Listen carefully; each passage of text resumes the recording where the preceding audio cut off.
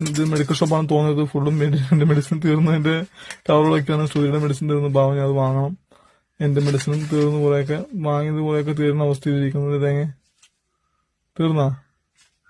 അപ്പൊ എന്റെ ഒരു മെഡിസിൻ തീർന്നിട്ടുണ്ട്. ശ്രുതിയുടെ സാധനങ്ങളൊക്കെ ഒതുക്കി വൃത്തിയായിക്കൊണ്ടിരിക്കുകയാണ്. കുപ്പികളിൽ നമ്മൾ കൊണ്ടുവന്ന കുറച്ച് കുപ്പികളിലേക്ക് സാധനങ്ങളൊക്കെ മാറ്റി ബാക്കിയുള്ള കുപ്പികൾ ശേഖരിച്ചുകൊണ്ടിരിക്കുകയാണ്. വൃത്തിയായിക്കൊണ്ടിരിക്കുകയാണ്. ഇത്രയും വേസ്റ്റ് അല്ല, വൃത്തിയാക്കെല്ലാം കുപ്പികളിലാക്കി വെക്കാണ്.